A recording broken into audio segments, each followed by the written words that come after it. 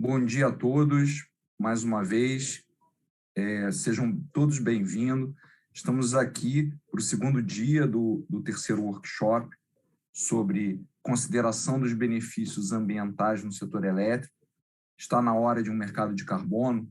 Esse segundo painel ele vai abordar a discussão sobre a alocação de permissões de certificados, a definição de teto de emissão e de uso de offsets.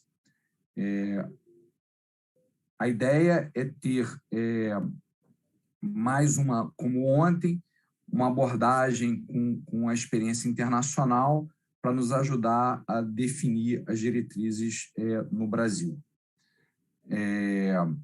Bom, temos antes de iniciar, quero mais uma vez, como ontem, agradecer a Agência Internacional de Energia pela parceria. Tem sido muito importante todo o apoio que temos tido na discussão das experiências internacionais. Agradeço também pela coorganização desse evento. Agradeço também aos participantes, Marc Cipolla e o Luca Lorre, da Agência Internacional de Energia, que serão nossos palestrantes internacionais hoje. Agradeço também a Agnes da Costa pela presença e parceria grande do Ministério de Minas e Energia com a EPE nesse processo de discussão e estudos para a definição de diretrizes dos benefícios ambientais do setor elétrico. E, por fim, agradeço a toda a equipe da EPE pelo empenho e trabalho para a realização desse evento. Em particular, agradeço a equipe em nome da Elisângela e da Glaus, e também a área de comunicação, agradeço em nome da Maura e do Ives pelo suporte. Bom, então vou apresentar os nossos palestrantes, né? Então, inicialmente, o Luca Lorre, da Agência Internacional de Energia, que é analista de política climática internacional do setor de meio ambiente e mudanças climáticas da Agência Internacional de Energia, vai apresentar uma visão mais geral desses temas que eu mencionei. Em seguida, o senhor Marc Cipolla, que é gerente do programa de Cap and Trade da Califórnia, onde supervisiona a alocação de verbas para instalações industriais para evitar vazamentos e alocação de concessionárias de eletricidade e gás natural para proteger os contribuintes. Em 2016 e 2018, o Marc esteve intimamente envolvido no processo público formal de alteração do regulamento de Cap and Trade. O Marc tem doutorado em engenharia ambiental pela UC Berkeley e é engenheiro químico licenciado e fará a apresentação sobre a experiência da Califórnia na alocação de permissões, definição de teto e uso de offsets. Terá sua apresentação de 10 minutos. Em seguida, a chefe da assessoria especial em assuntos regulatórios da Secretaria Executiva do Ministério de Minas e Energia, a senhora Agnes Costa, fará a apresentação sobre as opções de design potenciais no Brasil em relação a esses temas mencionados.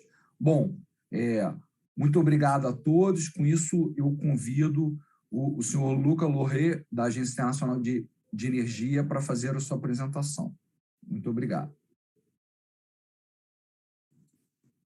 Many thanks to you, Giovanni. And I would like also to thank as well all the colleagues from EPE, the Ministry of Mines and Energy, for the great partnership that we had so far, and also all the exchanges that we had. Also, from my side, I wanted to thank the California Air Resources Board and Marc Cipolla in particular for accepting the speaking invitation, and also again to Agnes Costa for her participation as well.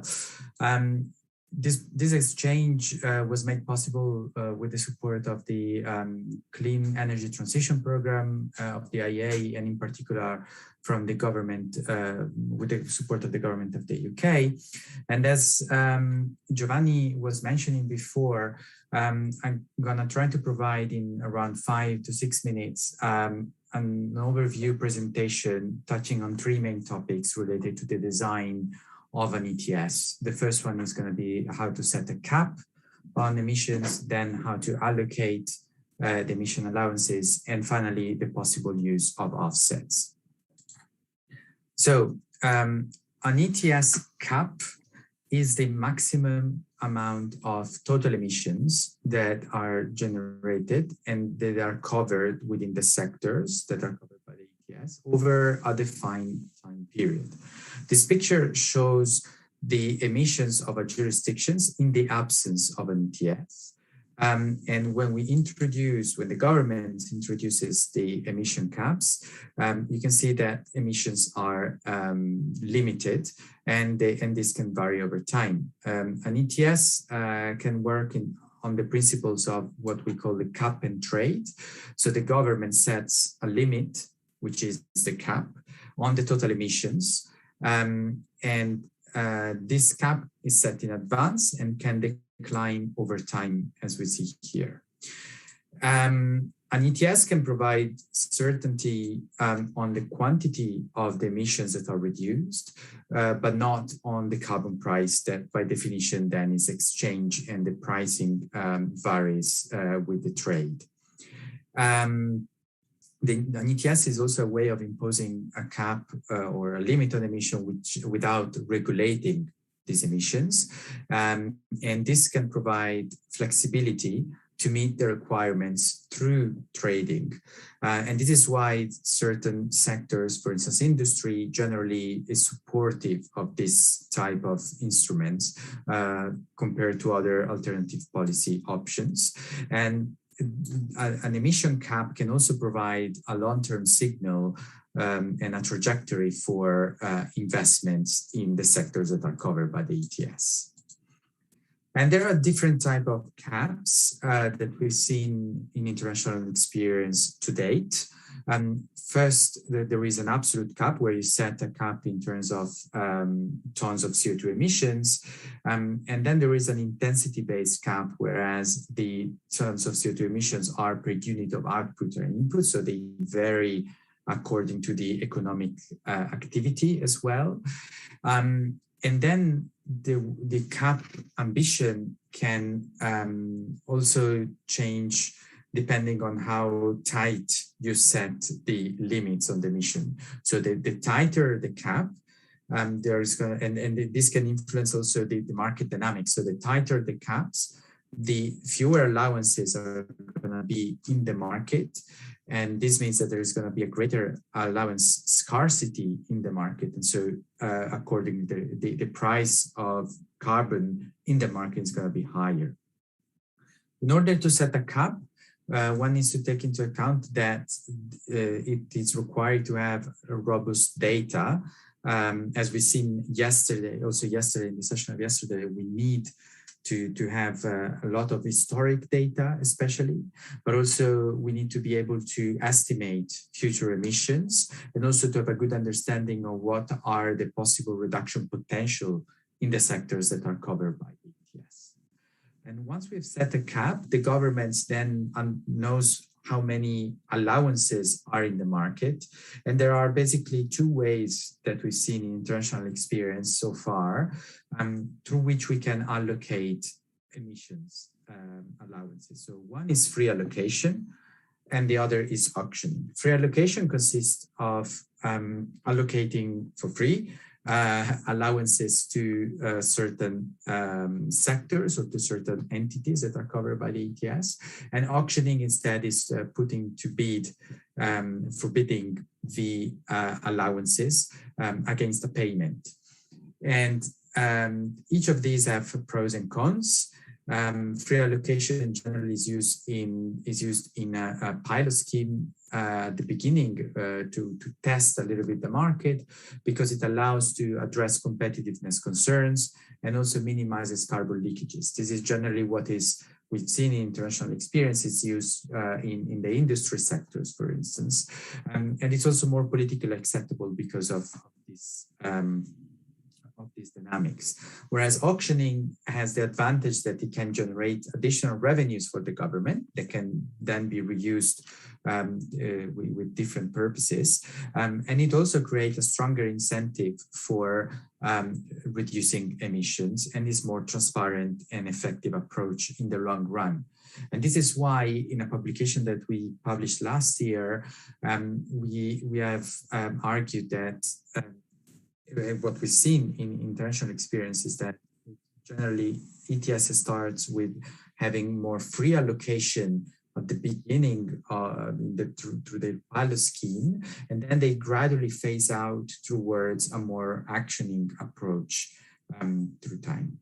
And then a final consideration on the potential use of offset. Offset could be a way to provide flexibility to the cover entities instead of using ETS allowances to meet their obligation, a part of their obligation, not the whole lot of their obligations, but a part of their obligation can be covered by carbon offsets. This has the advantage, of course, of broadening the scope of carbon pricing, especially if the offsets that are considered in the ETS are not covered by the ETS originally, and also it can increase the economic efficiency because it can overall lower the compliance cost, because generally the rationale behind including offsets within ETS is that they provide a cheaper alternative to emission allowances. It can also increase ambition because with lower compliance cost, policymakers have more flexibility to set a more ambitious cap, and it can also provide co-benefits for if the offset projects are set in certain type of projects. For instance, if they are from nature-based solutions, it can bring some benefits that are generally not included in common ETSs. But of course, including offsetting has also a lot of challenges that needs to be taken into consideration at the time of considering including ETSs, offsetting to the ETS, for instance, challenges in terms of environmental integrity of offset schemes where these carbon offsets are outsourced, and also if the sectors where these offsets are generated are not covered by another policy, greenhouse gas emission policy target, there is a risk of perverse incentive in these sectors. There is a big risk of double counting of emissions, and that's why a robust and transparent accounting system is important to be developed. And also there is an increasing body of literature questioning the type of offset that could be compatible with net zero target. Not all of offsets types can help countries and the atmosphere in general to reach the Paris Agreement goals and more broadly the net zero target. So with that, I leave it here, and I give the floor back to Giovanni. Thank you very much. Thank you, Luca, for the excellent presentation. Obrigado, Luca, pela apresentação excepcional. Eu antes de introduzir o Mark, eu quero fazer uma menção adicional que eu esqueci de comentar na minha abertura, que é as perguntas, elas podem ser endereçadas pelo chat do YouTube, e a gente terá uma sessão de perguntas e respostas ao final das apresentações. Com isso, eu convido o Marco Cipolla para fazer a sua apresentação, agradecendo mais uma vez por compartilhar seu tempo, seu conhecimento e sua expertise conosco. Muito obrigado. The floor is yours.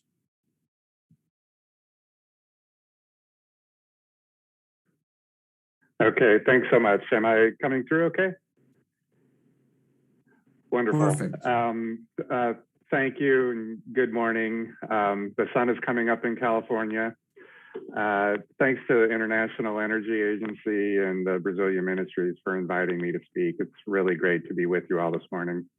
I'm going to give a high-level talk about the cap and trade program, touching on the topics that Luca just gave a really great overview. I think he mentioned the same kind of things I would have. So thanks for the intro.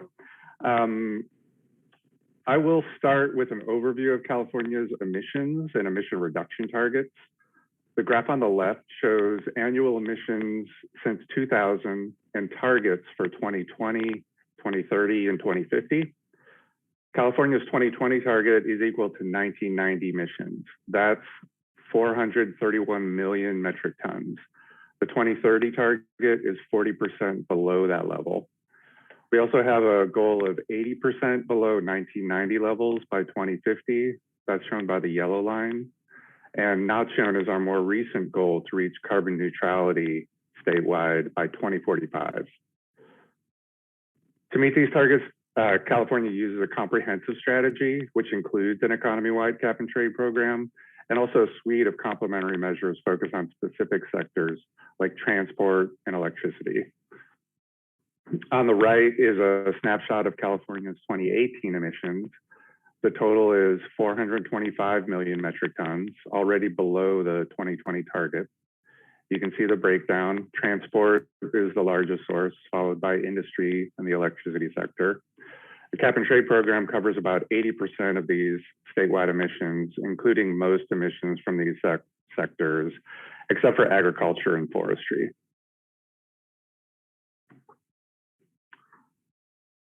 So the cap and trade program sets a firm limit on emissions from covered sources and provides businesses with flexibility in their approach to compliance. Setting the cap at an appropriate level is really critical. If the cap is too tight, prices can be unacceptably high. If the cap is too loose, low prices can really limit the incentive to reduce emissions. So this slide shows the cap and trade program annual allowance budgets from 2013 through 2030.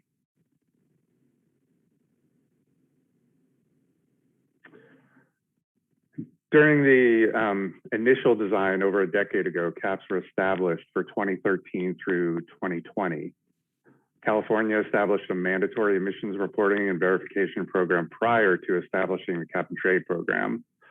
So the 2013 to 2020 caps were set using both the robust data collected by that program and information from our existing GHG inventory to ensure that the impacts of the Great Recession were reflected in the caps. The intention was to yield a gradual reduction path to 2020. So we set each year, we set the early caps equal to the expected emissions. The 2020 cap was set by multiplying the overall 2020 target by the share of total statewide emissions covered by the program. Annual budgets declined linearly from 2013 to 2020 by about 2% per year. The cap was increased in 2015 when California phased in fuel suppliers into the cap and trade program.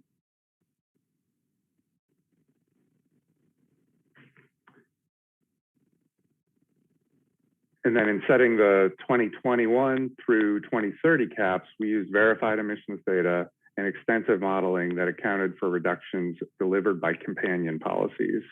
Importantly, we made adjustments to the 2021 to 2030 caps to remove allowances from general circulation to reflect the fact that emissions in 2020 would be below the 2020 cap. And then after 2020, the caps decreased by about 4% per year through 2030. So here are those annual budgets again. You can see the linear declines and the ambition of the 2030 target. This also illustrates how allowances are distributed to the market.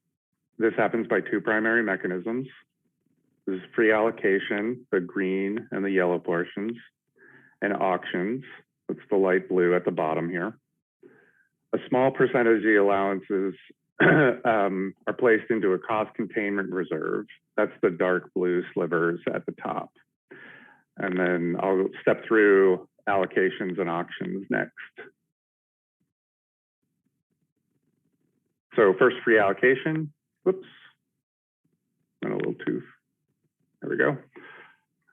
California provides direct allocation to regulated entities, industrial facilities, electric utilities, and natural gas utilities. There's no allocation to electricity generators or to transportation fuel suppliers. We allocate allowances to industrial facilities to minimize leakage. We identified eligible industrial sectors by a leakage risk assessment using emissions intensity and trade exposure benchmarks. For industrial facilities, the amount of allocation is based on production at the facility, product benchmarks, and a cap adjustment factor, which declines each year in proportion to the overall caps. So this type of output-based methodology preserves the incentive to maintain efficient production within California. We also have a fallback approach based on energy use, where product-based method is infeasible. We allocate allowances to electric and natural gas utilities for ratepayer benefit. That means to protect the utility customers from increased prices from the program. The amount of allocation to electric utilities is based on estimated program cost burden, and it's established several years in advance, currently through 2030. The amount of allocation to natural gas utilities is based on their historic covered emissions and the cap adjustment factor, that declining factor in proportion to the caps. So most allowances allocated to electric and natural gas utilities must be consigned back to auction. The proceeds from the sale of consigned allowances go to the utilities, who can then use the proceeds to benefit their customers and further reduce GHGs. Most of the proceeds are returned to customers as a flat bill credit. Next, auctions. California holds auctions for qualified entities to purchase allowances. Auctions promote liquidity, minimize price volatility, provide a snapshot of the current allowance value. After allowances are allocated and set aside for cost containment, we auction all remaining allowances from an annual budget during the calendar year. There are 4 auctions each year, and a quarter of the available allowances are offered at each. Allowances that are allocated to utilities and then consigned to auction are offered at the same auctions as these state-owned allowances. Offset credits are not sold at auctions. So the California program is linked with Quebec. We've held 27 joint auctions with Quebec so far. During an auction, eligible entities can buy current and future vintage allowances. So there are 2 auctions on any given auction day. The current auction sells allowances from the current budget year. The future auction sells a small portion of allowances from the budget year 3 years in the future.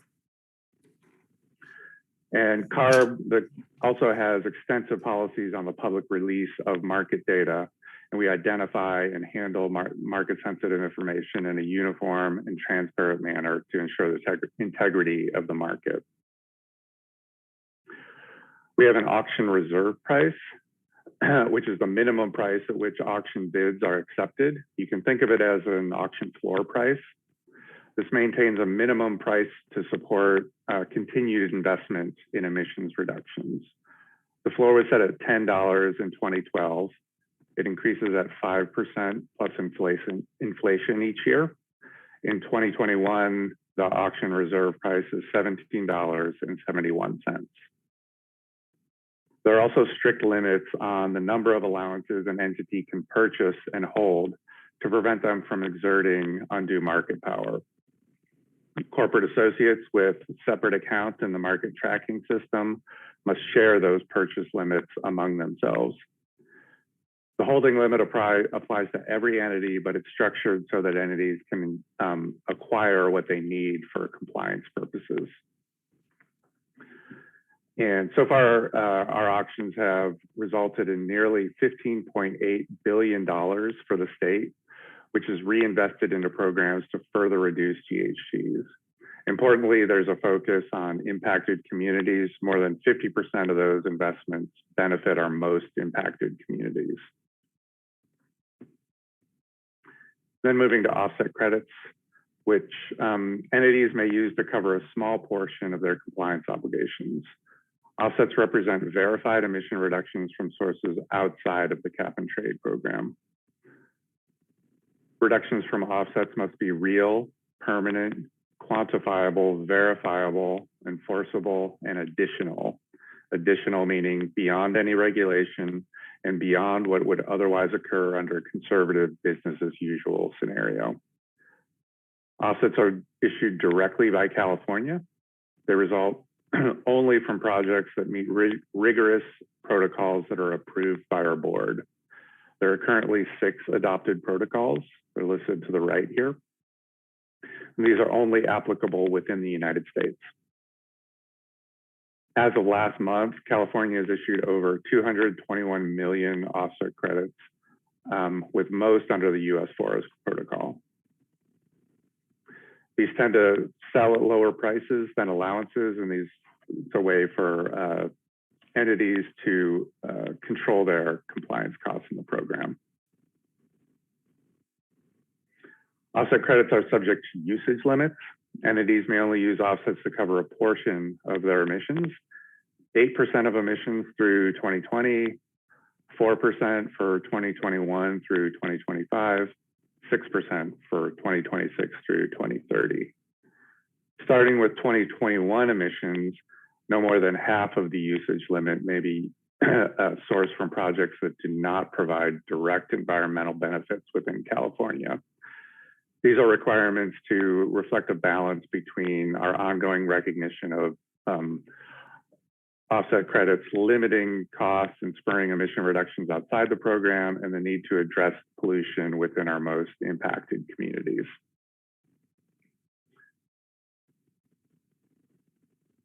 Whoop. Final slide here, just giving some resources. Thank you very much. Looking forward to discussion after the next presentation. Obrigado, Mark, pela excelente apresentação. Antes de chamar a Agnes Costa, eu faço mais uma correção na minha fala anterior. As perguntas são pelo QR Code, que está disponível na tela do YouTube. Muito obrigado e convido, então, a assessora especial, Agnes da Costa, para fazer sua apresentação. Obrigada, Giovanni. Bom dia, Mark e Luca, e demais colegas da EPE e todo mundo que está assistindo. Achei muito boas as apresentações. Eu vou anotando aqui, né, porque a gente vai tendo ideias. Eu vejo, assim, para começar, né, o essencial, me parece, e aí vem de ontem, né, essa discussão da necessidade de dados, né, porque a gente começou a fazer essa discussão no setor elétrico, e aí um outro ponto, né, que eu achei muito legal da experiência da Califórnia é essa parte de mandatory greenhouse gas emissions reporting, né, então de você ter uma obrigação dos agentes informarem suas emissões. E por que eu estou falando isso? Porque, para nossa sorte, né, e começando pelo setor elétrico, mas setor de energia e mineração, a gente está falando de, normalmente, empresas muito grandes, né, e ela já tem entre suas obrigações, com diversas listagens em bolsas em outros países, no Brasil, vários relatórios sobre sustentabilidade. Então, a gente já vê essa prática, né, de reporting das empresas. E aí, então, assim, acho que por parte das empresas, assim, setorialmente, né, a gente talvez consiga, né, avançar e ter mais facilidade na obtenção de dados. Por outro lado, né, quando a gente pensa na ideia, né, de fazer um mercado que seja scalable, né, que cresça com o tempo, ou economy-wide como o da Califórnia, né, que é bastante amplo, a gente tem que ver como que essas metodologias elas são convergentes ou harmônicas, né, entre os setores, para a gente não ter um problema mais para frente, né, porque se você começa aos poucos no mercado, no fundo você tem que já pensar numa metodologia que se aplique a demais setores. Então, isso é uma coisa que acho que a gente poderia pensar. E aí, só recuperando, né, a gente está fazendo esse debate porque nós temos que pensar em diretrizes, né, para a consideração dos benefícios ambientais das fontes. Então, me parece muito claramente que essa questão de obrigação, né, de prestação de contas sobre emissões, parece que é uma etapa pela qual a gente deveria passar, ou sobre a qual a gente deveria pensar. E aí, então, pensando assim, que daí eu acho que do lado da indústria, né, a gente consegue, então, gerando os dados que a gente precisa e pensar, talvez, pensando nessa questão de um mercado que cresça, né, ou que tenda a ser amplo, né, para toda a economia, com outros ministérios, né, o Ministério de Ciência e Tecnologia, né, que faz essa parte das nossas NDCs, de já olhar as emissões, como que a gente pensa, né, em metodologias. Eu gostei muito da reflexão também, desse olhar, né, da gente ter a parte de free allocation, ou seja, né, de você dar, né, as permissões de forma gratuita para os setores, né, e depois passar para uma tendência, né, de se verificar que se passa, então, para a parte de leilões, que é mais mercado, e é interessante muito por esse lado, né, de que as permissões permitem a gente testar os mercados antes, e com isso também, e a gente tem visto fazendo um paralelo, né, que não tem nada a ver com essa questão do mercado, mas a gente tem discutido muito no setor elétrico, a parte de formação de preços, modelos computacionais, como a gente tem sempre trabalhado com período sombra, né? Então, se a gente introduz uma mudança, né, na regra operacional decorrente das alterações nos modelos, para os agentes olharem como vai funcionar, para depois, então, isso de fato entrar, né, como algo que vai afetar, né, a formação de preço no mercado de energia especificamente. Então, aqui me parece que a questão, né, das alocações de permissões, né, é muito importante e mostra muito, né, pelo que a gente viu na Califórnia, esse movimento de transição, né, você sai das alocações e com isso você atrai, né, os agentes para o mercado. Achei bastante interessante. E ainda da fala do Luca, uma questão sobre a qual eu ainda estou refletindo, que tem muito a ver com as discussões em nível de países internacionais sobre NDCs e tal, que é essa história do offset, do que a gente tem discutido no Brasil é bastante promissor, mas o quanto que, né, de fato, esse mecanismo ser mais barato e toda essa questão de dupla contagem, né, risco de dupla contagem, pode ser também um risco. E aí eu me lembro bastante, né, do relatório da Agência Internacional de Energia, do Net Zero cenário de 2050, como mostra que para Net Zero, boa parte, né, assim, 1/3 do que eu vi lá, mais ou menos, é desenvolvimento de novas tecnologias. Então, assim, e quando a gente tem, né, essa questão da precificação do carbono, você naturalmente tem, né, talvez um esforço maior no desenvolvimento de novas tecnologias. Então, o quanto que o offset pode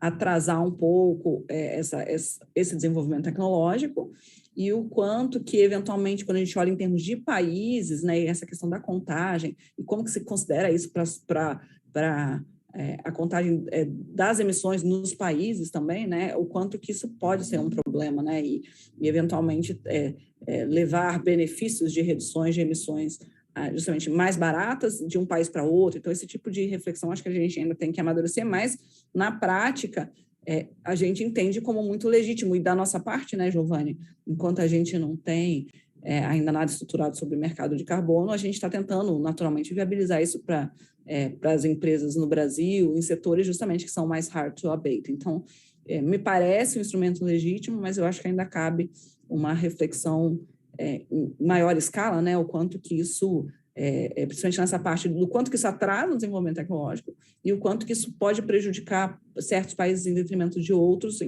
na contagem de emissões globais, né, essa questão da dupla contagem. E aí, indo então para o caso da Califórnia, assim, achei então as duas questões que o Mark trouxe muito interessantes são dessa questão de report, né, de prestar contas sobre emissões, é a questão também, né, e aí sobre, então, das permissões que ele falou que eu achei interessante, é que eu vi, né, pela apresentação, o quanto que a questão até da metodologia, né, para você dar permissões, então você tem que ter uma reflexão muito boa, né, de como estabelecer, e por setores, achei interessante, e gostei muito, Giovanni, da questão das utilities, né, que no fundo teve esse olhar para proteger os consumidores, né, então isso eu achei legal, assim, acho que é um takeaway interessante para a gente pensar também. E aí não ficou claro para mim, assim, e aí se o Marco puder esclarecer, a questão que eu achei interessante que ele trouxe na parte dos leilões, sobre os instrumentos, ou qual é o risco, né, de abuso de poder de mercado, que eu vi que vocês falam justamente, né, das empresas que têm mesmo os donos na prática, né, então, assim, qual que é o instrumento, né, que vocês têm utilizado, qual instrumento assim, que vocês têm utilizado para evitar isso, e se vocês veem alguma eficácia.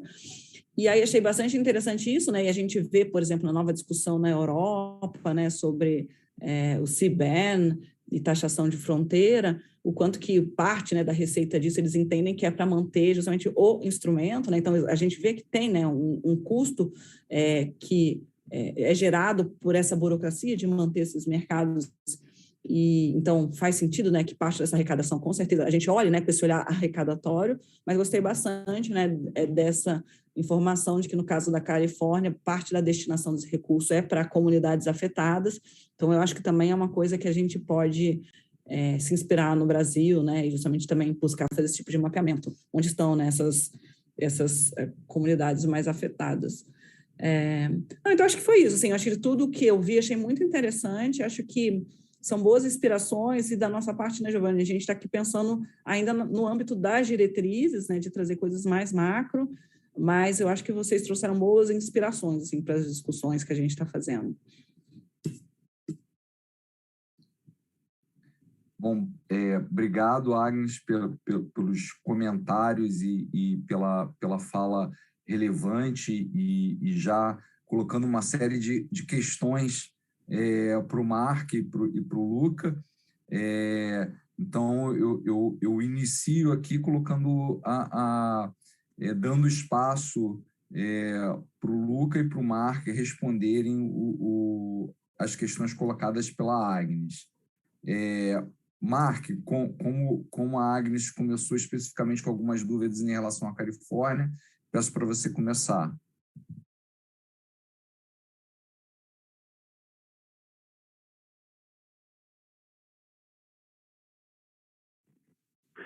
Couple of questions that I heard were maybe related to the method of ratepayer protection, but also maybe to the market monitoring function.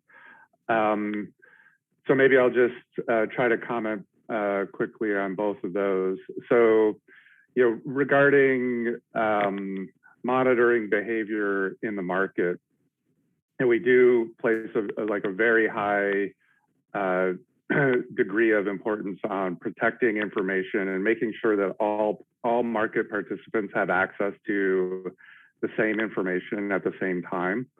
So, for example, when we roll out information about auctions, auction results, allowance allocation information, that is provided simultaneously. There's an announcement made beforehand so that everybody can have the information at exactly the same instant. So there's no market advantage from some entities knowing information that others do not. We also do, as the program itself does its own type of market monitoring, looking at trades, assessing allowance holdings against the limits that are allowable. We do have enforcement and ways to kind of control accounts in cases where there are violations of that.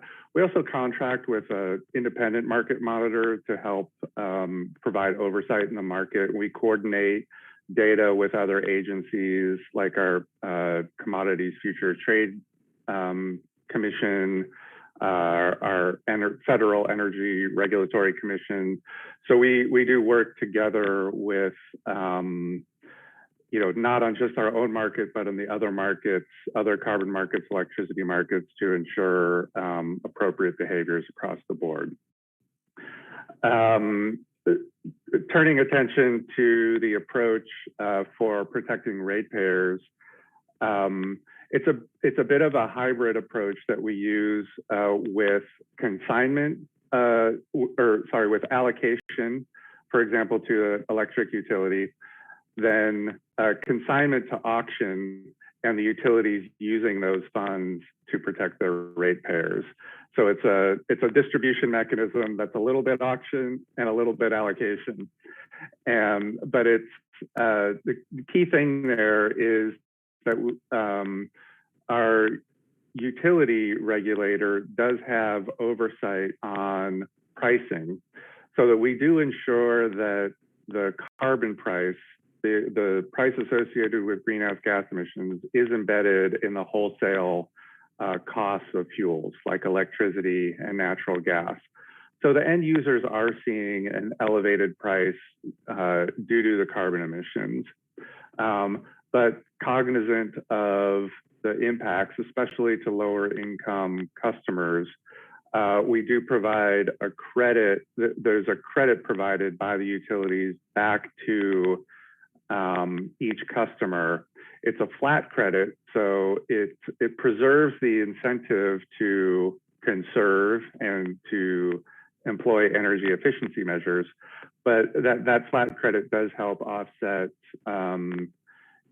alleviate some of the concerns, especially for the most impacted communities. I'm not sure if I gathered all the questions, but happy to follow up if there's more. Obrigado, Mark. Luca, se você puder colocar algumas palavras também sobre as questões trazidas pela Agnes. Absolutely. I hope you can hear me okay. Thanks, Agnes, for all these good points and the question. The one main question that I noted from your side is related to offsetting and how much carbon offset can potentially hinder or delay technological development.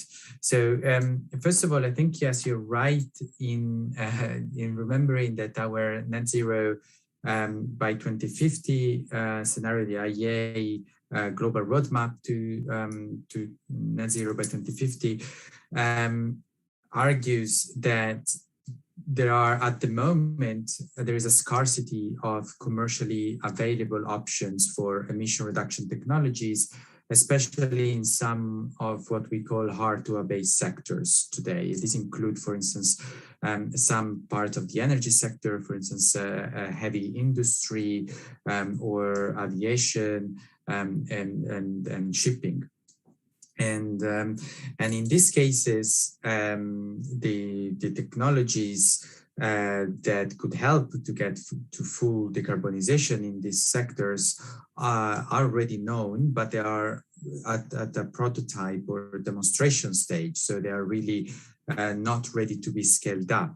And in this context, I think that offset markets, international carbon markets, could potentially play a role by providing an economic incentive for technology developers and to accelerate the mitigation innovation in some of these critical areas. And they can do so by generating additional revenue streams for innovating emission reduction, but also emission removal technologies. And when I said that they could and not can, I meant that I think there is a fundamental point here that it really depends. We need to see the details of offsetting. We need to go into the nitty-gritties. And this really depends on where the offsets, from which projects the offsets are generated from. There is a taxonomy of a categorization of offsets that has been proposed in literature that classify offset in terms of emission reduction projects, emission avoidance project, and emission removal projects. And some of these technologies, especially those that are going to remove emission from the atmosphere, not only technologies, there are approaches. It could be also nature-based solutions, so forests, for instance, that are important for the case of Brazil. They could have different impacts on the atmosphere. So really, and of course, depending on where offsets are generated, the revenue streams are generated in different ways, and they can be used to foster innovation in certain areas. So for instance, if offsets are generated by nascent technologies that are needed more and more in the future, for instance, carbon dioxide removal technologies such as negative emission technologies, for instance, direct air capture with storage, or bioenergy with carbon capture and storage as well. In these cases, I think carbon markets and offset can help to generate an additional revenue stream that can help innovation. However, I also think that international carbon markets alone and offset alone are unlikely to be able to spur and accelerate technological innovation in these technologies. They could play a part of a broader incentive structure, including complementary policies. So I agree with you that if a jurisdiction is considering to include offsets into its ETS, there are some important consideration needs to be taken into account of what type of offset. We see in the case of California, they restrict, for instance, geographically to the US soil, and they have to generate benefits directly to California. So there are certain conditions that could be set on the type of offset that are allowed into the scheme that could prevent to hinder the progress, the decarbonization progress in certain countries, but more generally that could delay or hinder the decarbonization process or the technological innovation development. Back to you, Giovanni. Thank you. Obrigado, Luca. Desculpa, eu estou com um barulho aqui, vizinho, então desculpa o barulho aqui. Pegando uma questão, acho que é importante para ser explorada, a gente viu tanto ontem em Quebec quanto hoje na Califórnia uma participação das emissões no setor elétrico mais reduzida, né? Algo parecido com o caso brasileiro. Então, ontem em Quebec, 0,3%, hoje, no caso californiano, 9%. E isso me parece apontar para as motivações de um desenho de mercado mais amplo e também para algumas definições que eu imagino do ponto de vista de estruturação dos detalhes dos desenhos.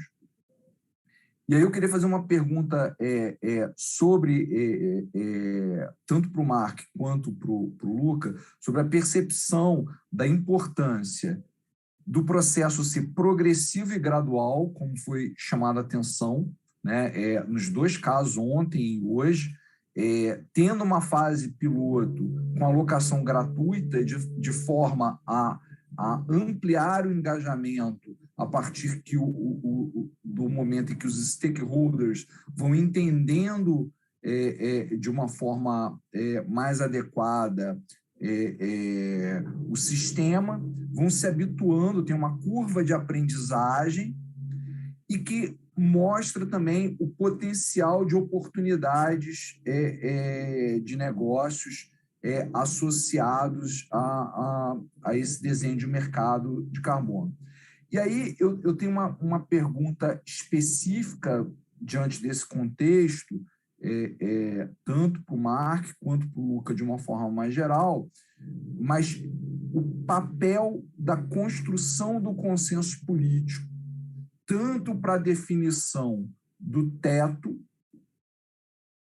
de emissões, quanto para a definição do limite de offsets associados. Então, a gente viu na apresentação do Mark o limite de offsets, claro, tem todas as questões técnicas associadas à contabilização, a evitar vazamento de carbono e também garantir adicionalidade. Mas, além dessas questões técnicas, tem a definição de qual o tamanho que se aceita de offsets para que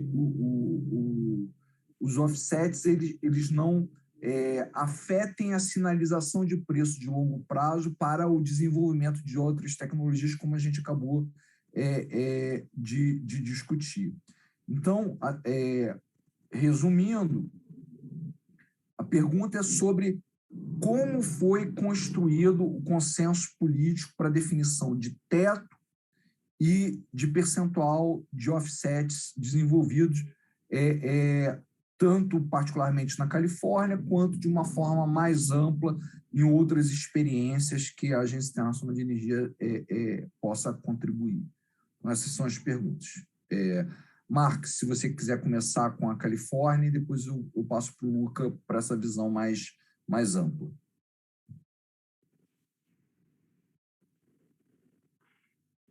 Sure, I can take a stab. There was a lot there.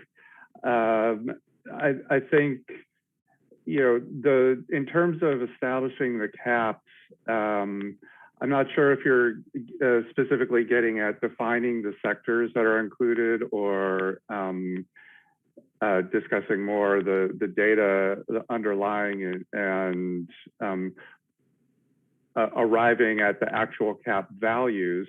But that was really a data-driven approach. And the perspective was, where do we have data that support a market-based program? There are certain sectors like agriculture or forestry where emissions were challenging to quantify with a high degree of accuracy. Our program is based on mandatory reported data. It's also verified. So there are third-party verifiers that must sign off on every data report that is submitted. And that data must be accurate to within 5%. So in cases where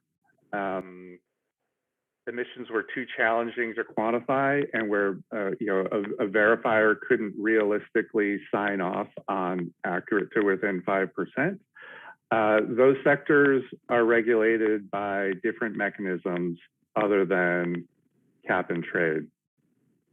So that was kind of how we arrived at the 80% of emissions except for agriculture and forestry.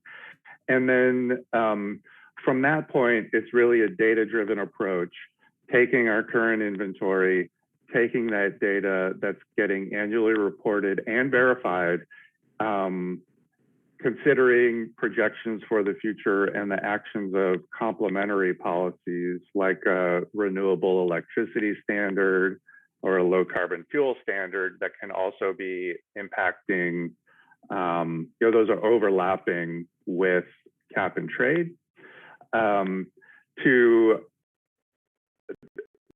arrive at the final cap values. But so there wasn't so much building a political consensus. That was really a data-driven effort, and with an emphasis on setting emissions equal to expectation, so that there's not a hard start, but a relatively gradual trajectory to the targets down the road. Regarding the offset credits limits, I think it's recognized there's a need to limit use to a relatively small value. If we're looking at 2-3% reductions in the cap per year, and I believe we started with 4% offset credit usage limit. when we carved out some of the allowances for cost containment, that tended to remove some from the market, which actually, in that early phase when the program was being designed, led us to then increase the offset credit usage limit from that initial 4% up to 8%, because about 4% of allowances were removed for cost containment reserve. And those that are removed, they're not accessible to the market unless prices get very high and they become available for compliance. So that was some of the political discussion and trade-off in the early design phase of the program about a decade ago. That was a little before I was personally involved, but that's a brief overview of how that played out. Thank you, Mark. Luca. Thank you, Giovanni. I think a couple of considerations here. The first, the perception on the need to have a gradual process between free allocation to auctioning. I think what's generally important for the private sector and the entities that are covered by the ETS is the predictability. So if the policy, if the government manages to provide a long-term stability and long-term signal to the private sector, that's the ideal case. So of course, starting with free allocation, as Agnes was mentioning before, can help sort of piloting a little bit the system, getting the private sector used to the market dynamics. But it's also important to keep in mind that free allocation doesn't necessarily help reduce emission directly because there is no price that is attached to the carbon the carbon emissions in that case. So it's important if a jurisdiction wants to start with free allocation or a part of a free allocation, it's also important to provide a signal to the private sector that then gradually in the future, and perhaps providing certain dates and milestones, that in the future that type of reallocation is going to be phased down and then potentially phased out at a certain case, at a certain time. So what's important once again is that the messages from the government is predictable so that business can adapt and to the different changes that are brought throughout the years. And then in terms of political consensus for the construction, in terms of cap and offset limits, I agree with you that there is up to a certain point that we can discuss technical issues. And eventually the political sphere has to take a call. There are some values that are more or less arbitrary that could be set at different levels, and that's a political decision.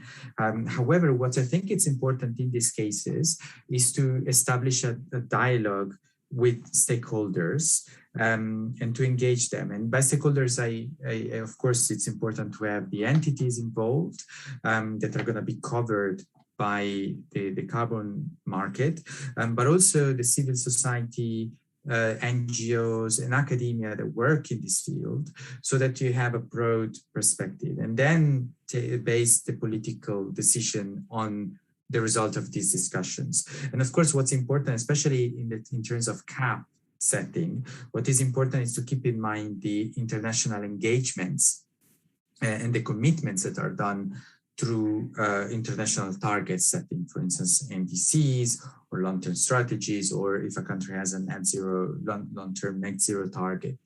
And of course, it's important that the cap of the ETS, as Mark was saying, is aligned with these targets and that it helps the jurisdiction or the country to reach these targets. So I'll leave it there for now. Back to you, Giovanni.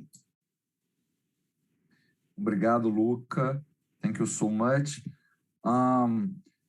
Infelizmente, chegamos ao fim do nosso evento. Como ontem, a sensação é de que a gente poderia alongar as discussões por pelo menos mais meia hora, porque são muitos assuntos interessantes e que mereceriam ser mais bem explorados e discutidos. De qualquer forma, eu agradeço, em nome da EPE, a participação de todos, em particular a parceria, mais uma vez, da Agência Internacional de Energia, e também a presença dos nossos convidados, em particular, além do Luca, da Agência Internacional de Energia, o Mark Cipolla, pela excepcional contribuição. Certamente entraremos em contato em algum momento para trocar mais algumas percepções sobre o processo. Eu morei na Califórnia entre 98 e 99, morei em Berkeley, eu trabalhei no Lawrence Berkeley National Lab, então conheço não só a região, mas a cultura e o nível de consciência com a questão ambiental da Califórnia. Sempre foi um estado americano que puxou o nível de conscientização para cima e a criação de novos instrumentos e políticas em benefício do meio ambiente. Então, certamente, acessaremos vocês para conversar sobre mais detalhes. E antes de encerrar, só destacar e agradecer também, obviamente, a parceria do Ministério de Minas e Energia e da assessora especial Agnes Costa, pelo apoio e participação nesses 2 dias de evento, todo o apoio que ela tem dado ao longo de todo esse processo de discussão. Agora a gente entra na fase, né, Agnes, de afunilar, concluir o relatório, colocar tudo que temos discutido ao longo desse quase um ano, para tornar público o relatório. Provavelmente a gente colocará em consulta pública para discussão com a sociedade. Bom, então, agradeço mais uma vez a presença de todos, do público que nos assistiu, e enfatizando que o material vai ficar disponível na página da EPE, como nos casos anteriores, né? Então, tem ali uma área no nosso site registrando todas as discussões, documentos, links para os vídeos e, enfim, agradeço a presença de todos. Muito obrigado. Até a próxima. Tchau, Obrigada. tchau.